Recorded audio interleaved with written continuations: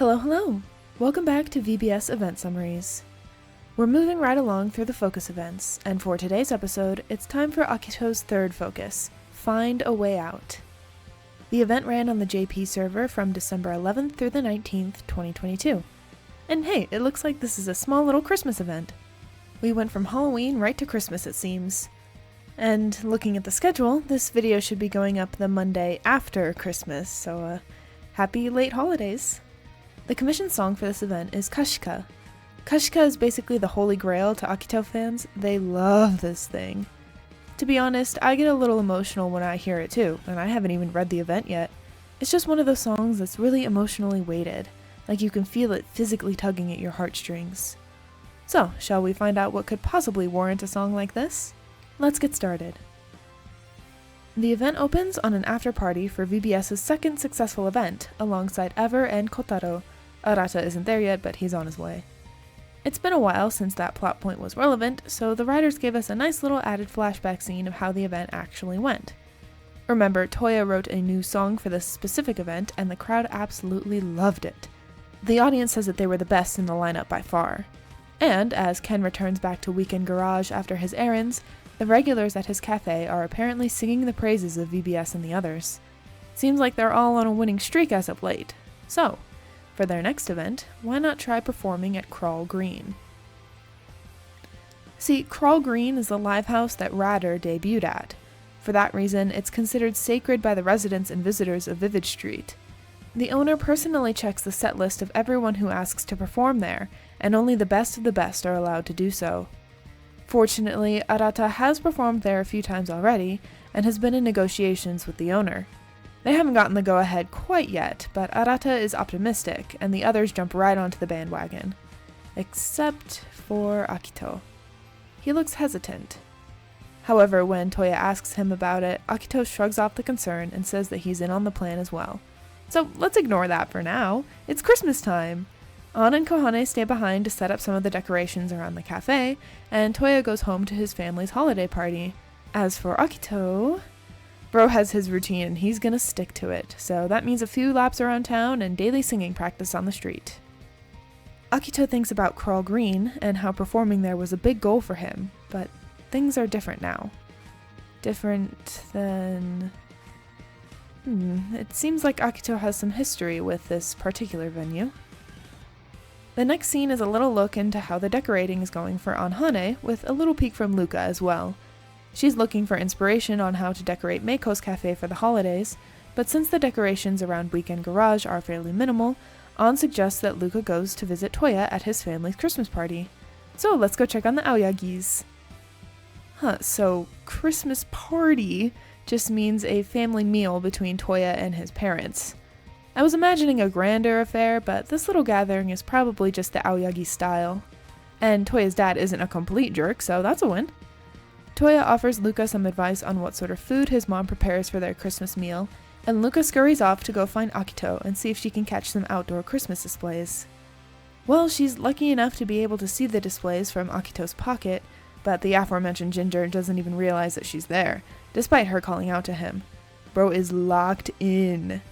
He only stops when Kotaro calls out to him from one of the shops nearby. He was reserving his little brother's Christmas present and spotted Akito running by. When Akito says his usual spiel about needing to surpass his own limits or whatever, Kotaro asks to join his run. Akito agrees. Kotaro's stamina is, well, not as good as Akito's.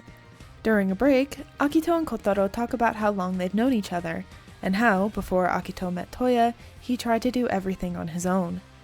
Kotaro is glad that Akito has someone like Toya in his life, and honestly, me too. I think they both need each other more than they realize. Now that Akito's thinking about it, it's been a long time since he started singing here. Luka overhears all of this, and we're thrown into a flashback of the night before Rad Weekend. Middle school Akito is doing his research into Radar before he goes and sees their show the following day. He is completely entranced by just one of their videos, and ends up listening to it on loop, until he realizes he's clenching his fists so hard they're leaving imprints of his fingernails on his palms. Must be pretty crazy then. I see what we're doing here. This is sort of like Akito's origin story, from the flashbacks and sounds of a summer festival up to where he is currently. Buckle up for a long journey, everyone.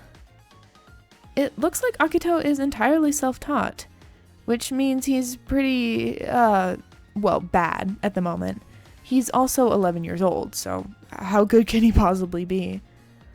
Akito figures that hearing Radar live again would help somehow, but he goes over to Cole and finds that not only is Radar going on hiatus, Cole will be closing for good by the end of the week. Akito is only momentarily disappointed though, because one of the staff members of Cole points out all the young singers who have come out of the woodworks to chase after Rad Weekend, and they also point out On. And thus, Akito's one-sided rivalry with On is born, alongside his new goal to surpass Rad Weekend. Hooray! Skipping forward a year, Akito is performing on his own in various events. He's also getting bullied quite a bit for it, and his thorny personality isn't exactly helping. Mind you, he's still only 12 or 13 at this point, so these older musicians are just being rude to a kid. Kotaro enters the picture around this time as well, leading into our interlude. After a jab at Akito's personality, Kotaro brings up a rumor that he heard going around back then, something about Akito messing up at an event. Kotaro said he didn't believe that rumor, but something about Akito's expression says that there's more to the story. Akito seemingly disappeared for a bit after this particular rumor started circulating, so could it be that this rumor was actually true? Well, yes, and it happened at Crawl Green. So, those bullies from earlier ended up inviting Akito to perform at the event they're hosting at Crawl Green, because that's not suspicious in the slightest. Even Akito knows that he's not ready to perform at a place with a reputation like Crawl Green, but when has he ever backed down from a challenge? Who cares if he's getting set up? Because he's definitely getting set up. Akito practices until his voice goes hoarse, until he almost collapses on the street. Almost. Akito hears On singing nearby, and also picks up that she's having some issues with her own singing as well. But the fact that she's out here just as late as he is, as some others are, proves that he needs to go above and beyond to surpass them. I know I'm getting a little repetitive here, but so is the event. I didn't write it, guys, I'm just the messenger. The day of the event arrives, and of course, the bullies are still picking on Akito. They didn't think he'd actually show. Is it just me, or are these guys giving off Disney Channel bully energy? Akito isn't set to perform for a good while, so he decides to go out into the audience and watch the other musicians. The crowd is going crazy, and yet Akito still hears gossip among the crowd that even these musicians are nothing compared to the history of this place. Damn, is everyone in this live house just super stuck up? Just before Akito's turn, he finds out from the staff that he's only here to replace someone that couldn't make it. At least the bullies have a less sinister reason for inviting him, but still. I think the purposeful embarrassment is the biggest one. Akito's nerves are also eating him alive at this point. Ugh, so are mine. They're doing a really good job of making the reader feel Akito's anxiety here. He gets up on that stage and, well, he doesn't mess up or anything. He's just not on the same level as the other performers. That's to be expected. Additionally, Akito's bullies perform right after him and use that opportunity to make themselves look better. Seriously, what a bunch of jerks. Akito goes out into the streets and tries to stop himself from crying, but it's not going so well. That is, until he's stopped by a familiar voice. It's Ken. He offers Akito some water and a quick pep talk. Obviously, Akito is absolutely starstruck since Ken is like his #1 hero at this point, but Ken just sees a struggling kid who needs a shoulder to cry on, and Akito does. Well, he doesn't cry, per se, but he does spill everything that happened. Ken seems to know where Akito is coming from, and though he can't fix what happened, he does tell Akito to listen to his body and know when to take a break. He's completely exhausted himself to the point of poor performance, so maybe staying away from events for a while might be what's best. Akito is also worried about hitting his ceiling soon. To that, Ken just says he'll have to break through that ceiling when he does get there. What else is there to do? Ken leaves after that, leaving Akito to feel, well, I'm not quite sure. Still completely and utterly disappointed in himself, but maybe not like the world has ended.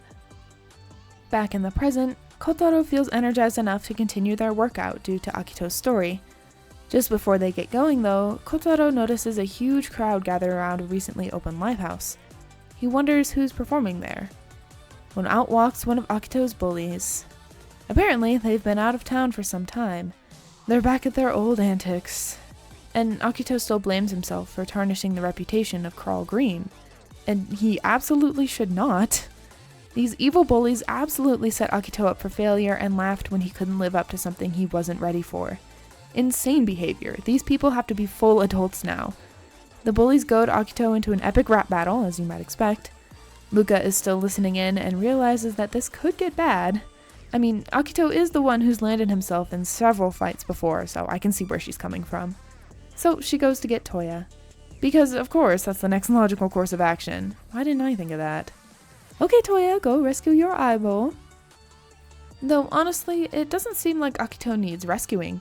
He's doing just fine on his own, which really shows his personal growth, not just in the singing aspect of things. And his bullies are super pissed about it. Take that, you losers. Literally.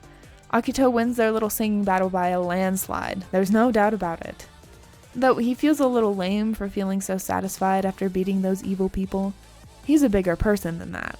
But you know what? Take the victory. No one has to know how he felt afterward. He's always had that nonchalant front he puts up anyway. Whoa, wait. He's totally getting in his head about this. Toya and An and Kohane would have put on a better performance just now, and Arata wouldn't have needed to bat an eye. That's not to mention how Ken or Taiga might have handled a situation like this. It's not enough. He's not enough. He's gone. Akito runs off, nothing left to say to those losers anyway. He's running and running, feeling lightheaded, until he surprisingly runs into Taiga. He tells Akito that he did a good job beating those bullies into the ground. Hell yeah. Just like how Ken helped Akito out of his rut in the past, Taiga helps Akito now. In all honesty, Akito's feelings are a little misplaced in my eyes, but Taiga just smiles and says that Akito is becoming more and more like Ken. Hardworking, never satisfied, always chasing his dream. But perhaps more importantly, passionate. He goes on and on about how Ken was back in the day, and come to think of it, Akito is definitely shaping up to follow in Ken's footsteps. Akito absolutely glows at the compliment. Taiga also comments on VBS's goal to perform at Crawl Green. If they manage to book the venue, Taiga says he'll come watch. It's pretty big, gang. After Taiga leaves, Akito realizes that Ken's advice from way back wasn't just nonsense. It was from a place of knowing. Ken knew what Akito was going through because he had gone through the same thing. He was just like Akito. In a way. I'm kidding. The two really are similar. I'm sure Ken saw that when he ran into Akito outside of Crawl Green that day. The rest of VBS arrives. It's not an overly important scene, just a debrief from Akito about what happened and promises to bring the house down at Crawl Green and other such things. He also tells them about Taiga's promise to watch their show if everything goes well, and it seems like the fire burns a little brighter in all of them after hearing that. To bring the event to a close, the owner of Crawl Green visits Ken at Weekend Garage. He admits that Arata has been bugging him about performing for a while, but in all honesty, it's got him feeling nostalgic. After all, it's been a long time since then. Radder's debut, Rad Weekend, and everything that happened with Nagi. Maybe this new group will be able to bring back some of that energy. Ken is confident that they will. And so, as Ken thinks to himself, they might just get the chance to see their dream come true. Whew, what a long event. I can see why Akito fans are obsessed with this event for sure. Kashika definitely deserves its place as accompaniment to this one. It's got that power of friendship feel, while also being hesitantly hopeful and triumphant at the same time. I keep forgetting that these third rotation events are right around the individual character backstory era of the game, so I guess I shouldn't be too shocked to see Akito's route towards joining VBS. Though I would like to see the story behind how he met Toya. Speaking of which, this is the last time we're going to get an Akitoya 4-star event, so enjoy it while you can. Next up on the event list is the closing act of the third rotation, so we're back to Kohane. It's time to kick it up a notch. I'll see you then.